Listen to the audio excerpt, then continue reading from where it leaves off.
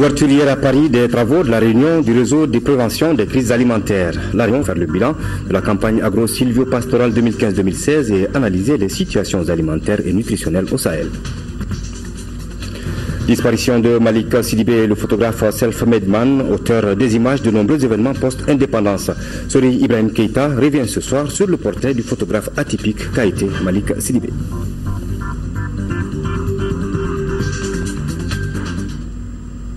Merci de rester sur le programme de l'heure. Bonsoir et bienvenue au journal. La République en communion soutient son président et lui souhaite prompt rétablissement après l'opération à Paris.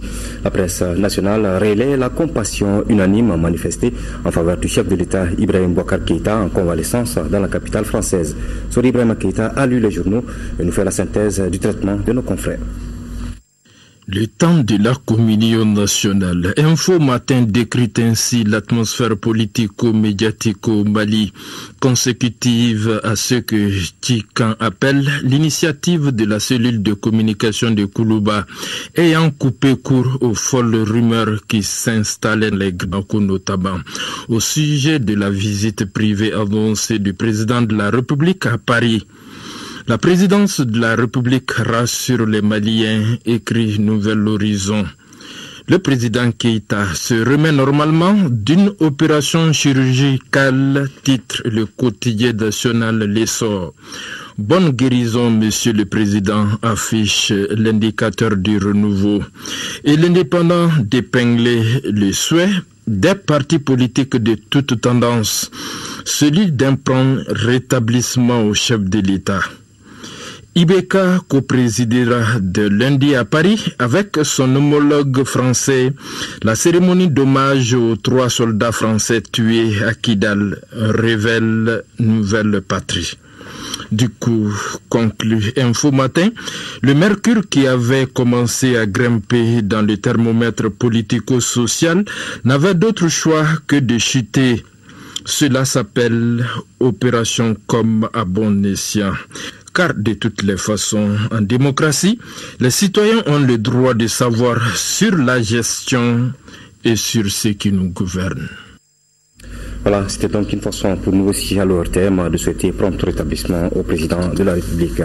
Suite donc de ces vœux avec le Rassemblement pour la paix et la réconciliation au Mali en Cabin, le Bureau national du Parti socialiste PS, l'Association des fonctionnaires et diplomates à la retraite du ministère des Affaires étrangères, de la coopération internationale et de l'intégration africaine, le Bureau politique national de l'UMRDA, la jeunesse de la Convention des partis politiques de la majorité présidentielle JCMP, le Parti social-démocrate africain, le mouvement Katikou, l'Association des jeunes du Mandé, le Parti pour la solidarité et le progrès, le Congrès national d'initiative démocratique Sénide Fassoï-Rivaton, l'Union des patriotes pour le renouveau UPPR, l'Union des forces démocratiques pour le progrès UFDP, le réseau des jeunes pour la paix au Mali, l'Union pour le développement du Mali, l'Association des charretiers du Mali, l'Union pour la paix et la stabilité, le Parti Sigikafo Oedamoué, le Parti pour le développement économique et la solidarité,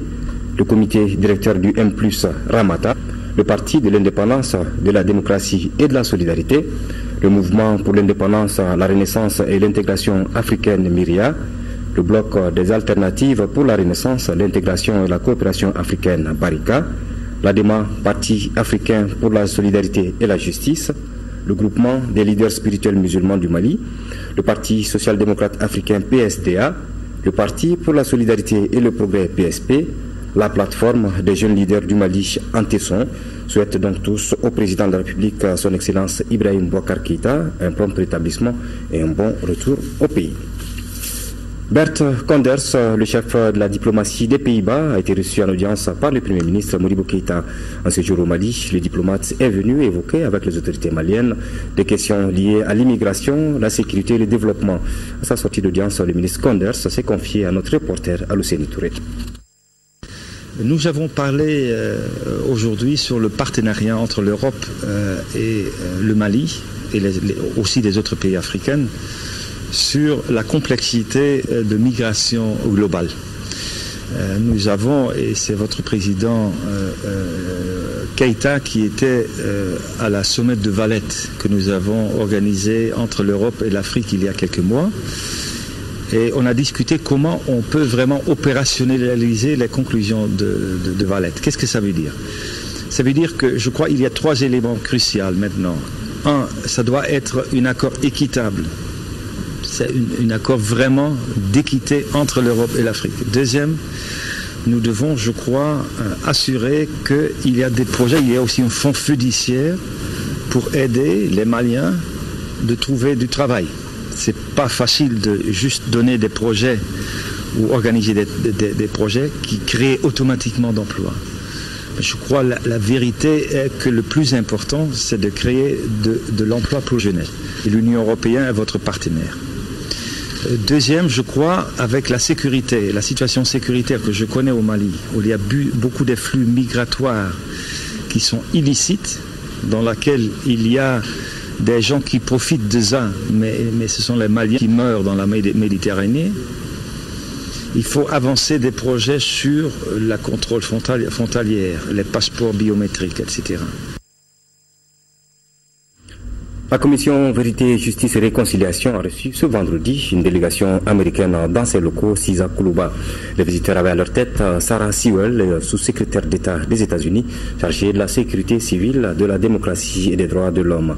Madame Sarah Sewell s'est intéressée à la mission et aux objectifs de la CVJR. Elle a également réitéré l'accompagnement du gouvernement américain pour la mise en œuvre de l'accord de paix et de réconciliation. Nous l'écoutons au micro de Salimata Dao. Nous avons eu une discussion très intéressante avec la Commission et nous avons parlé des défis qu'ils rencontrent, des défis budgétaires, des défis d'accès aux victimes qui sont dans des endroits non sécurisés. Mais il est clair que le gouvernement des États-Unis apportera tout son soutien à la Commission et au gouvernement du Mali afin que la Commission puisse faire son travail et pour le meilleur devenir des Maliens, des communautés qui sont en ce moment dans les difficultés. Comme vous le savez, ils sont au tout début de leur action. Ils vont certainement travailler très dur pour couvrir tous les problèmes qui sont présentement en cours. Et comme vous le savez également, les accords de paix ont bien précisé que les graves violations des droits de l'homme seront passées à la justice criminelle qui va donc s'en occuper et les coupables seront jugés et certainement condamnés. Le travail du système judiciaire normal et la commission, donc ce travail-là, il est complémentaire parce que autant le système judiciaire se focalise sur les criminels et les font payer les crimes qu'ils ont commis, autant la commission, elle, se focalise sur les victimes et essaie donc d'amener des réparations à ceux que ces victimes-là ont souffert. Le gouvernement des États-Unis va continuer à soutenir le gouvernement du Mali dans sa quête d'installer la stabilité et la paix dans ce pays. Aucun cas de fièvre à virus Ebola n'est signalé à ce jour au Mali. L'information a été donnée au cours d'une conférence de presse organisée au département de la santé et de l'hygiène publique. Ce point de presse était animé par le professeur Sambassou, coordinateur des opérations d'urgence Ba Traoré. Cette conférence de presse est la réponse à des rumeurs qui circulaient ces derniers temps sur d'éventuels cas de fièvre à virus Ebola signalés dans notre pays. Il n'en est rien selon les responsables du département en charge de la santé. Une mission s'était récemment rendue à Kenyeba où avaient été signalés les 2 contacts venus du pays voisin. On est allé les chercher, on est allé fouiller nos frontières pour prendre des dispositions tout simplement et sécuriser non seulement ces personnes, mais sécuriser les autres populations. Et donc Dieu a fait que effectivement on a trouvé des nouvelles. Effectivement, en collaboration avec nos collègues du pays en question, on est parvenu à trouver des traces tangibles de ces personnes. On a rencontré ces personnes, on a discuté avec ces personnes, on a examiné ces personnes. On les a remis, en tout cas elles ont été mises à la disposition des autorités sanitaires de leur pays qui assuraient leur transport dans les localités où ils ont commencé le suivi. Tout simplement pour terminer le suivi. Les confrères ont exprimé leur inquiétude relative à une nouvelle incursion de la fièvre à virus Ebola dans notre pays. Les dispositions énergiques ont été prises. Et je suis sûr qu'au jour d'aujourd'hui, Si vous partez dans certains cordons essentiels, vous allez trouver que, en tout cas, là où on avait baissé les bras, on est en train de relever les bras à nouveau. Le département en charge de la santé a saisi l'occasion pour rappeler que le dispositif Ebola est toujours en place sur les différents corridors. Fin des travaux des premières journées nationales d'infectiologie au Mali. Au centre des débats, les pathologies émergentes et réémergentes. Spécialistes béninois, sénégalais et maliens ont participé aux travaux sanctionnés par des recommandations. Compte rendu de Agali Agissa. Près de 300 participants ont pris part à ces premières journées nationales d'infectiologie du Mali. Les échanges entre spécialistes maliens et étrangers ont porté sur les pathologies infectieuses émergentes et réémergentes. Et c'est une batterie de recommandations qui a sanctionné les travaux de 3 jours. La première recommandation, c'était de mettre en commun les différents résultats des études sur la résistance des antibiotiques réalisées dans les différentes structures. D'organiser des concertations entre des praticiens de la médecine conventionnelle et de la médecine traditionnelle dans le cadre de la prise en charge de l'hépatite virale. Au niveau des maladies bactériennes, les différents exposants ont noté une résistance de plus en plus inquiétante des bactéries aux antibiotiques couramment utilisés. Pour freiner cette résistance, nous recommandons au public d'abandonner l'automédication et au personnel de santé de faire une prescription raisonnée des antibiotiques. Le représentant du ministre de la Santé, Eric, a réitéré le soutien de son département à ces genres d'initiatives.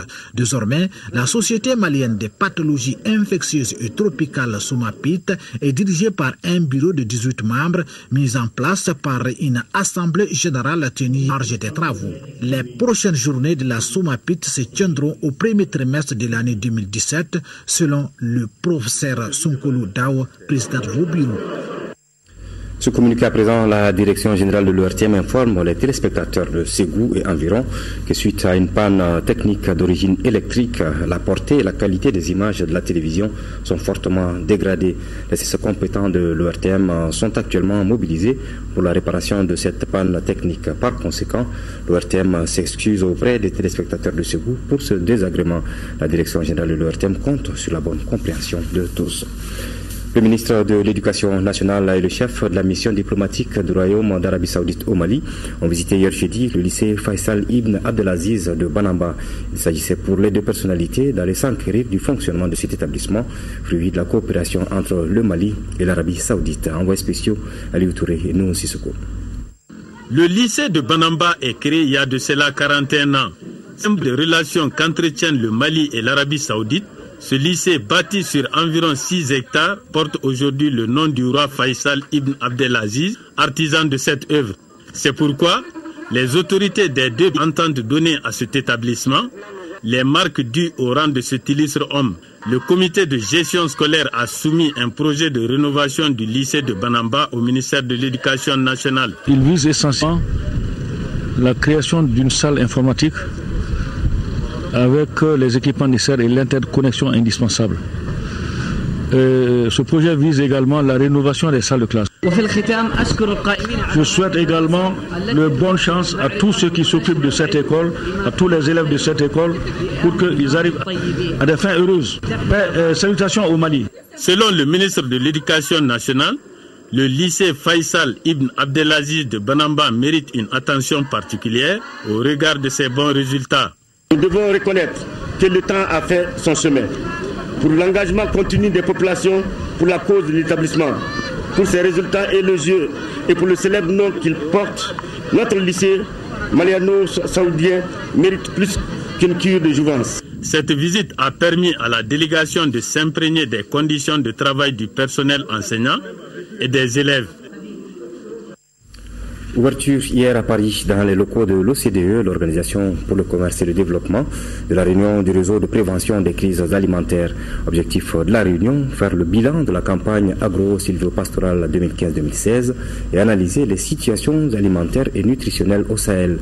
Le ministre de l'Agriculture, Kassoum Denon, prend part à cette réunion en sa qualité de ministre coordonnateur du SILS, le comité inter-État de lutte contre la sécheresse au Sahel. Le point sur les travaux de cette rencontre avec Magamfi Konaté. Avec plus de 64 millions de tonnes de céréales produites lors de la campagne 2015-2016 Les pays du Sahel enregistrent une augmentation de 5% de leur production céréalière. Ce résultat est le fruit des efforts consentis par les gouvernements des pays membres du SILS pour prévenir l'insécurité alimentaire. Avec 15% du budget national alloué à l'agriculture, le Mali revendique la place des... Nous pensons que les pays du Sahel, dont nous coordonnons aujourd'hui l'activité de développement de l'agriculture, de transformation de l'agriculture dans ces pays, je pense que nous sommes sur la bonne voie. Malgré cette bonne performance, plus de 6 millions de personnes sont en situation de précarité alimentaire. Et si rien n'est fait, cette situation pourrait s'empirer. Si nous ne faisons rien et que nous laissons ces gens-là, nous ne faisons pas des mesures pour pouvoir soulager ces populations-là, quand on va rentrer dans la période de soudure, ces populations peuvent atteindre les 9,5 millions de personnes. Pour le ministre coordinateur du SILS, le Mali pourrait jouer un grand rôle dans l'augmentation de la production agroalimentaire dans le Sahel. Il y a l'initiative de Dakar qui prévoit d'aménager 1 million d'hectares à l'horizon 2020. Et pour ce qui est le compte du Mali, en plus du programme gouvernemental, disons, de 100 000 hectares, nous voulons intégrer cette initiative au niveau de ce programme-là. Les partenaires techniques et financiers comme la FAO, l'UNICEF, l'Union européenne, les États-Unis d'Amérique, entre autres, ont été invités à soutenir les efforts des organisations sous-régionales comme la CEDEAO et l'UEMOA. Les députés de la Commission Finances de l'Assemblée nationale poursuivent leur visite à Caille. Ils se sont rendus mercredi aux directions régionales du plan et de la statistique, à celle du Trésor et du budget, des structures qui partagent pratiquement les mêmes préoccupations. Envoyés spéciaux, Mamadou Sidibé et Bourama Traoré. Tout visiteur qui entre dans ces bâtiments est d'abord frappé par l'état désastreux de l'infrastructure. Pourtant, c'est ici que se loge la direction régionale du plan et de la statistique des Kaya. Un service stratégique mais très mal logé. Les députés de la commission finances de l'Assemblée nationale en ont fait les tristes constats. Et ce n'est qu'une partie des préoccupations de la structure. Face aux différentes sollicitations, il nous est aujourd'hui difficile d'apporter l'appui nécessaire. Et quand vous partez au niveau des dénombrements, au niveau des services locaux de planification et de statistiques, au niveau des cercles, vous allez voir que dès lors que le chef de service local est sollicité pour une activité, le service est fermé. On a donné un résultat à atteindre, mais en réalité les moyens ne sont pas là. Le niveau de crédit de fonctionnement est très bas, très très bas. Il suffit même d'abord pour la trésorerie régionale pour cette perception. Donc ce sont des problèmes vraiment qui nous dérangent beaucoup. Cette difficulté est partagée par la direction régionale du budget. Les services souffrent également de l'inadaptation des textes dont la plupart datent de 1990. Une autre difficulté, l'insuffisance des formations des agents. Les commissaires que nous venons de rencontrer, je retiens que c'est des gens très très attentifs à nos préoccupations et j'en suis sûr qu'ils porteront partout où le besoin se pose les messages qu'on a bien voulu leur transmettre. Au niveau de la direction régionale du plan, il y a manque de personnel, manque d'équipement, ainsi de suite. Le manque d'infrastructures, leur local même est vétuste. Au niveau du trésor, ils n'ont pas de véhicules. Ça, il faut souligner ça. Dès notre retour, on va prendre toutes les dispositions pour que l'État puisse mettre ses agents dans les conditions nécessaires. Parce que ce sont les soldats du développement, c'est eux qui font rentrer les recettes. Afin de donner un autre visage aux directions régionales du plan, du trésor et du budget, 3 structures, une mission commune, assurer la bonne gouvernance économique et la gestion efficiente des finances publiques. En deuxième région, une mission de contrôle du parquet général après la cour d'appel de Bamako, sillonnant quelques juridictions de la région, est passée par Koulikoro. La visite de cette mission s'inscrit dans le cadre d'un chantier de réforme et le rôle des acteurs de la justice dans la mise en œuvre de l'accord pour la paix et la réconciliation. Reportage de Brema Kone. La MINUSMA a financé les travaux de réhabilitation, de rénovation et l'équipement des dortoirs, des salles de classe et d'informatique du centre d'instruction Boubacar Sadassi de Koulikoro à hauteur de 42 millions de francs CFA. Cette cérémonie de remise de ces infrastructures était une occasion de réitérer la reconnaissance des bienfaits de la MINUSMA. À n'en point douter, cette réhabilitation et rénovation imprime déjà au centre un nouveau visage et le place dans un carcan destiné à offrir un cadre idéal d'apprentissage et à infliger plus de courage aux apprenants que nous sommes, sinon pour dire que toute la place d'armes de Koulikoro en profitera.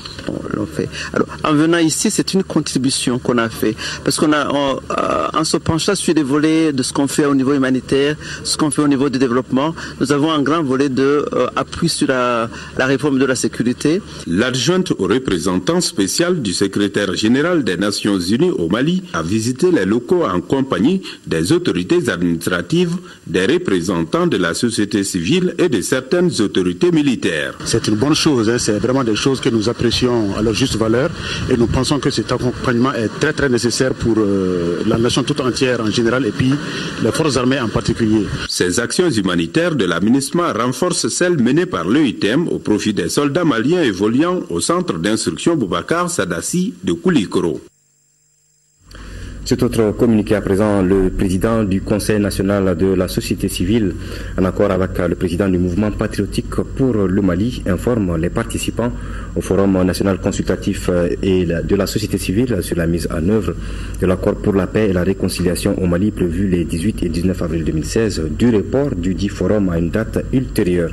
Le président du Conseil s'est compté sur la bonne compréhension de toutes et de tous. Bonne nouvelle pour les producteurs de coton. Le gouvernement vient en effet d'augmenter le prix du coton qui sera désormais vendu à 250 francs CFA le kilogramme pour la campagne 2016-2017. Les producteurs heureux de cette augmentation s'engagent à relever le défi de la culture du coton pour la campagne en cours. C'est ce qui ressort de la visite de la CMDT dans les différentes filiales. Envoyé spéciaux Al-Doumatina, Sidi Modibo Dambélé. Pays agricole par excellence, le Mali, outre du riz, du maïs, on cultive également le coton qui occupe d'ailleurs une place de choix dans notre économie. C'est ainsi que les plus hautes autorités qui envisagent environ 800 000 tonnes cette année viennent de revoir à la hausse le prix des kilos du coton à 250 francs CFA pour la campagne 2016-2017. L'objectif, il est clair, c'est d'obtenir l'opinion de nos partenaires producteurs par rapport à la fixation du prix d'achat coton graines de la campagne 2016-2017. Ce prix incitatif pour la prochaine campagne est apprécié à sa juste valeur par les producteurs. C'est très intéressant, c'est une agréable surprise et je crois que c'est un élément qui va certainement permettre de booster la production agricole du Mali. La visite entreprise par la CMDT auprès des filiales pour s'enquérir du point de vue des producteurs pour la campagne 2016-2017 a concerné d'abord la coordination CMDT de Bougouni qui couvre 3 cercles. Je sais que les 145 500 hectares que nous avons projeté faire, nous allons dépasser largement ces 145 500 hectares parce que les paysans vont encore exprimer d'autres besoins par rapport à l'annonce du prix de 250 francs par kilogramme. Les secteurs sillonnés à Bougouni, entre autres le village de Djambala et de Winkala, ont permis à la délégation de la CMDT de constater toute la satisfaction et l'enthousiasme des producteurs qui promettent de s'investir davantage pour la culture de l'or blanc. En 5e région, à présent, le programme Filets sociaux d'Iguissémédiri vient de procéder à la signature de conventions de partenariat avec 10 communes des régions de Gao, Tombouctou et Mopti. Cette signature de convention marque le lancement des opérations de transfert monétaire mises en œuvre dans les 3 régions sur financement de la Banque mondiale et de la coopération suisse. Reportage de Yacouba Maïka. Cette signature de convention entre l'unité de gestion du programme Filets sociaux et les 10 communes bénéficiaires marque le démarrage effectif des opérations du projet dans les régions de Gao, Tombouctou et Mopti. Depuis 2013, ce programme est en cours de mise en œuvre et eu égard aux conditions d'insécurité un peu difficiles, le programme avait eu quelques problèmes d'extension. Aujourd'hui, nous pensons que très rapidement les autres activités vont s'en suivre pour qu'on puisse procéder au paiement des transferts monétaires aux ménages pauvres et bénéficiaires de ces régions. Dans la région de Gao, les opérations de transfert monétaire vont concerner 2733 ménages pauvres des communes de Anchawadji, Gabero, Gunzurei, Intililt, Soni Alibert et Tilemsi. À Tombouctou, ils sont 1369 ménages issus des communes de Djanké, Koumeira et Sumpi, pendant que du côté de la région de Mopti, c'est la commune de Youarou qui est concernée avec 231 ménages. Après les crises, avec le retour des populations déplacées, réfugiées et ceux qui sont restés aussi, qui n'ont jamais bougé, vraiment il est nécessaire de faire de ces égards des activités. Ce que je veux, vraiment de diligenter. La dynamique de l'extension du programme est en cours grâce à l'appui financier de la coopération suisse. Les interventions vont atteindre la commune de Yualu et le secteur de Niafunke dans la région de Tombouctou.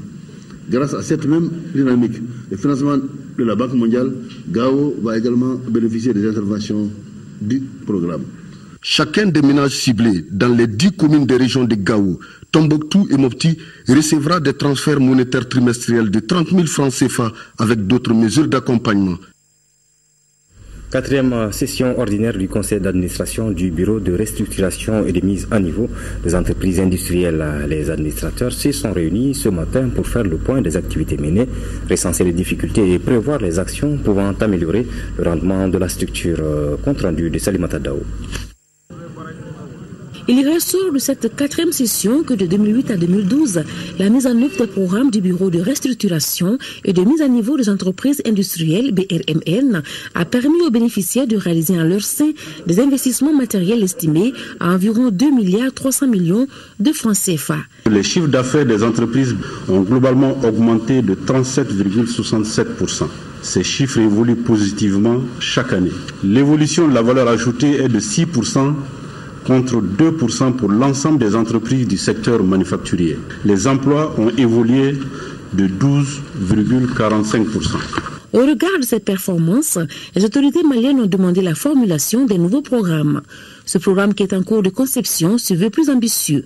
En 2015, le budget du BRMN s'évalue à environ 250 millions de francs CFA. Notre ambition va s'étendre sur un plus grand nombre d'entreprises. Nous avons une vingtaine d'entreprises dans notre portefeuille. Et aujourd'hui, le parc industriel est à plus de 900 entreprises. Donc s'il faut toucher 20-30% de cet effectif, moi je pense qu'on peut avoir vraiment un impact beaucoup plus significatif sur le reste de l'économie. Ça d'abord, ça c'est au niveau des recettes de l'État. Pour performer les capacités des entreprises industrielles, la CEDEAO a formulé un programme régional de mise à niveau qui sera bientôt adopté par les différents pays de la zone. De nouveaux locaux pour l'ENTP, l'école normale d'enseignement technique et professionnel à la prochaine rentrée universitaire. La promesse est faite par le représentant du ministre de l'Enseignement supérieur qui a ouvert la troisième session ordinaire du conseil d'administration de l'ENTP créé en 2010. Le compte rendu de Moïse Traoré.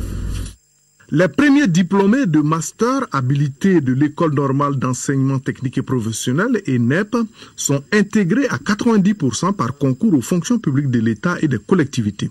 L'ENEP a introduit le système licence master doctorat dès le démarrage de ses activités en novembre 2011. La formation des formateurs de haut niveau est un gage de la qualité des apprenants à tous les niveaux du système éducatif en général et en particulier au niveau de la formation professionnelle où elle contribue à l'acquisition de compétences conduisant à la création d'emplois, à l'amélioration de la qualité des services, à la production de richesses et partant à la réduction de la pauvreté. Cette session est la troisième du conseil d'administration de la structure qui a parmi ses spécialités la comptabilité et gestion, le génie civil, l'électronique et la mine. Nous sollicitons votre implication personnelle pour la mise à disposition des locaux dédiés à l'école dans la cité universitaire de Kabala en septembre 2016. Je puis vous assurer que les locaux dédiés à l'NTP à la cité universitaire de Kabala seront disponibles pour la rentrée 2016-2017, ce qui mettra fin au calvaire de la location et des cours dans les salles inappropriées. À l'ENEP, les années académiques se déroulent normalement sur 32 semaines depuis 2012. Les deux sites de l'établissement sont en commune 4 du district de Bamako. L'agence malienne de radioprotection a tenu, elle, la 13e session de son conseil d'administration hier jeudi. La MARAP est une agence qui existe au Mali depuis 2002 et s'occupe du contrôle de la diffusion des substances radioactives. Mariam Sagara. L'AMRAP, cette agence non connue des Maliens, joue un rôle capital dans la protection des personnes et l'environnement contre les effets toxiques des radioactivités. Dans la nature, il y a les matières radioactives qui émettent des rayonnements qui sont nocifs pour la santé des personnes et de l'environnement. Donc notre rôle, c'est de prendre les dispositions pour suivre l'utilisation de tout équipement ou source pouvant émettre ces rayonnements sur le territoire national. Une évaluation permanente permet à l'agence de surveiller les utilisateurs et les personnes exposées aux rayons X et dérivés. Chacun au moins a fait une radiographie, donc les équipements qui sont utilisés là utilisent des rayons X et ce sont des rayonnements ionisants. Il s'agit de protéger le personnel qui utilise les équipements, les patients qui viennent se faire consulter, aussi bien que le public qui accompagne les patients ou autres personnes qui peuvent être de passage. Il est indispensable de mettre sous contrôle toutes les sources et pratiques mettant en œuvre les rayonnements ionisants, tout en renforçant la collaboration entre l'AMRAP et les structures et institutions partenaires chargées de la protection civile, l'environnement, la santé publique, la sécurité des aliments et les forces de l'ordre. Cette agence qui tient sa 13e session existe depuis 2002 et exerce cette mission de règlement dans le domaine de la radioprotection, de la sûreté et de la sécurité radiologique et nucléaire. Bamako abrite depuis hier le congrès annuel de l'Association internationale de la presse sportive d'Afrique. En plus du Mali, 10 autres pays prennent part à ce grand rendez-vous de la presse sportive africaine sous l'égide de l'Association des journalistes sportifs du Mali. La cérémonie d'ouverture a lieu à l'hôtel Radisson sous la présidence du ministre des Sports Ousseini Amion Guindo. Reportage de Koumbanya Mele avec la voix de Mamoudou Dante. La crème de la presse sportive africaine séjourne dans notre pays pour ce congrès annuel de l'Association internationale de la presse sportive d'Afrique. Au menu des échanges, entre autres, la situation des différentes associations, la promotion du genre et la présentation des rapports annuels de l'APS Afrique et le programme Young Reporter. Un congrès placé sous le signe de la solidarité en faveur du Mali après quelques attaques terroristes dans notre pays. Les attaques de l'AGSM à ces assises se résument en 2 points. Il s'agit de la continuité de la réflexion entamée à Doha sur la représentativité des femmes dans les instances de l'APS Afrique et la mise en place d'un projet cohérent pour les jeunes reporters sportifs appelé Young Reporter Made in Africa. Nous espérons que la presse sportive africaine continuera, comme par le passé, à assumer ses responsabilités et préserver dans sa noble mission, comme elle a tout le temps su le faire, dans l'intransigeance des règles déontologiques qu'exige la profession. Le gouvernement du Mali, à travers le ministre des Sports, apprécie les gestes et remercie l'APS Afrique pour la solidarité. Donc nous sommes confiants quant à la réussite de ces assises que j'assimile déjà à un congrès de solidarité envers notre pays. Cette cérémonie d'ouverture a été aussi marquée par des remises de médailles à des anciens de la presse sportive africaine pour les services rendus. Il s'agit de Kassunga Tilène de la R du Congo et Mamadou Kome du Sénégal.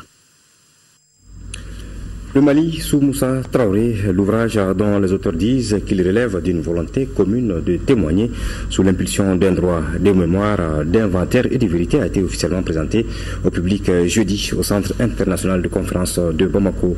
Le document rédigé par un collège de 10 auteurs traite des grands dossiers de 1968 à 1991. Il est édité par les éditions La Sahélienne, compte rendu de Souri Ibrahima Keita. Gestion du pouvoir. Un collège intellectuel du Serail à la rescousse du régime 68-91. Et voilà le Mali sous Moussa Traoré. Ce livre, c'est les grandes réalisations de l'UDPM, parti de développement.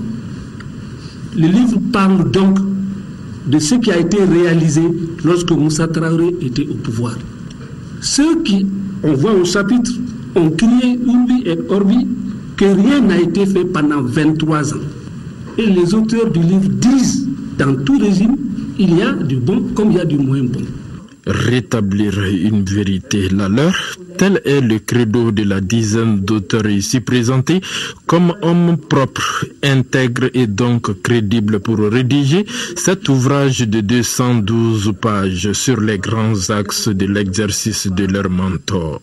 Un pan de l'histoire récente du Mali dont ils savent qu'il ne constitue qu'une version, une perception, une vérité qui change en fonction de l'angle de vision. Nous leur disons, la res publica, la République, ne saurait être la propriété privée de qui que ce soit. À en croire les conférenciers, ce livre est aussi une contribution à la réconciliation nationale qui connaît aujourd'hui un début de réalité après de nombreux faux départs au starting block. Ce livre répond donc à un droit d'inventaire, à un devoir de mémoire et de vérité. Ce faisant, Nous ne sommes ni dans une posture de provocation devant qui que ce soit, encore moins de contrition, mais simplement un simple exercice de notre droit de citoyen. Nous sommes convaincus de la nécessité absolue de faire présentement bloc dans une sainte alliance, sacrifiant nos idéologies et nos trajectoires politiques au profit de notre chère patrie, autour du président Ibrahim Boubacar Keïta et de son gouvernement, pour œuvrer ensemble afin de réconcilier tous les fils du Mali. Aujourd'hui, soit 6 semaines après la sortie effective du livre de l'imprimerie, on peut estimer que ce livre est l'un des plus grands succès de librairie de toute notre histoire récente. Les écrivains politiques invitent à la lecture, au débat, surtout au retour aux valeurs credo de leurs héros, compétence, patriotisme et loyauté. Ils admettent aussi que l'homme de Sébétou préférait l'injustice au désordre pendant son règne. Ils disent n'avoir aucun complexe à reconnaître qu'un avant, un pendant et un après Moussa Traoré existent. Le débat évoluera certainement sans bouger d'un iota sur ce point précis, désormais clarifié. Journée portes ouvertes ce matin du Conservatoire des Arts et Métiers Multimédia Bala Fasiki Kouyaté de Bamako. Cette manifestation organisée par le comité AEM de l'établissement vise à faire connaître le savoir-faire des étudiants à travers différentes disciplines enseignées à l'école. Le temps fort avec Modibo Soirée. À la découverte du Conservatoire des Arts et Métiers Multimédia Bala Fasiki Kouyaté, une journée porte ouverte a été initiée en ce sens afin de mieux faire connaître au public les missions de l'établissement ainsi que ses perspectives. La manifestation est organisée par le comité AEM de l'école. C'est pour moi un honneur et un réel plaisir de vous accueillir en cette journée porte ouverte où nous allons vous montrer notre savoir-faire en matière d'art et de culture. La pérennité de nos actions nécessite des accompagnements de nos partenaires, nos familles, nos amis, tous ici largement représentés à cet effet. Musique, théâtre, danse, arts plastiques, design et multimédia. Bref, tous ceux qui participent à la connaissance du monde culturel sont enseignés au conservatoire. Cette journée porte ouverte offre aussi l'occasion de présenter certains travaux de l'année académique avec le démarrage effectif du système LMD. Cette 12e édition de la journée porte ouverte coïncide avec l'adoption du système LMD au conservatoire, ce qui nous a permis d'harmoniser les programmes pédagogiques des universités et du conservatoire. Au nom du ministre, nous encourageons les étudiants à travailler, à faire connaître la culture, l'art et le tourisme malien à travers le conservatoire. Moment de retrouvailles et de communion entre étudiants et personnel de l'établissement. Des visites d'expositions d'art plastique, des projections de films et bien d'autres performances artistiques et culturelles ont meublé cette journée porte ouverte. À présent, nous proposons le message de condoléances de son Excellence Ibrahim Boubacar Keïta, président de la République, chef de l'État, suite au décès du photographe Malik Sidibé. Au moment où les œuvres de son aîné confrère Seydou Keïta sont exposées au Grand Palais à Paris, Malik Sidibé a choisi de ranger définitivement son appareil photo. Sa disparition me remplit d'une immense tristesse et endeuille le Mali tout entier, dont il était devenu au fil des ans l'un des dignes représentants et l'une des valeurs sûres dans le domaine de la photographie sur la scène internationale. En ces instants de deuil et de recueillement, je m'incline très respectueusement sur la dépouille de l'illustre disparu et prie pour le repos de son âme. Par la même occasion, je témoigne ma sympathie et ma compassion à sa famille, à ses confrères et à la grande famille des artistes du Mali, à travers son abondante œuvre qui s'est exposée sur les 5 continents. Le natif de Solowa, dans le cercle de Yanfolila, a su fixer sur la pellicule le militantisme des Soudanais, l'enthousiasme des Maliens et la beauté de la culture malienne comme élément incontournable de l'affirmation d'une identité en construction. Bagadaji, où tu as ouvert ton premier studio photo dès 1955 et tout le Mali te pleure aujourd'hui. L'artiste a été remercié du fond du cœur pour l'œuvre grandiose que tu as accomplie pour le rayonnement culturel de notre pays. Malik Sidibé nous a donc quitté, vous le savez. Le photographe self-made man au style particulier était malade depuis quelque temps, très réputé au Mali. Et à l'extérieur, il aura fixé les images de nombreux événements post-indépendance avec des moyens rudimentaires. En attendant son portrait dans nos futures éditions, nous vous proposons ici un extrait du témoignage du photographe atypique sur sa vie d'artiste. Ok. Quand on voit Malik, c'est la joie. Quand vous voyez Malik devant votre fenêtre, c'est la joie. Même à cette taille-là, quand il vient là, on ne peut que sourire. Donc, ça a été très bien pour moi. Tout le monde me connaît. Parce que si vous voulez faire des photos, allez-y chez Malik. C'est le destin. Hein. J'ai commencé par la peinture. Le dessin d'abord, et après la photo. Il faisait les croquis. J'ai même fait de géomètre, on a décoré la classe avec du charbon et des trucs comme ça. Donc j'étais déjà passionné par l'image. Et en 1956, j'ai fait mon premier appareil amateur. Et j'ai fait des photos. Alors j'ai été en congé dans le village. J'ai fait les animaux, comme je suis le père d'un éleveur. Je suis paysan éleveur. Alors j'ai fait les photos des animaux, des récoltes. Des moissons et des trucs comme ça. Après j'ai été vers le Niger, j'ai fait des photos au port du Niger avec ça. Bon, j'ai continué. Et c'est pour vous dire aussi que je n'ai pas fait une école de photos. J'ai appris dans le tas. C'était donc Malik Sidibé, paix à son âme. En hommage donc à Malik Sidibé, nous vous proposons après le journal un documentaire Portrait de l'homme. Il a été réalisé dans le cadre d'une série de portraits des photographes africains intitulée Les Chambres Noires en collaboration avec Canal France International en 2011. C'est une réalisation de Imon Free Sanou, un magazine donc que vous pourrez suivre après cette édition qui s'achève. Merci de l'avoir suivi. Bonsoir.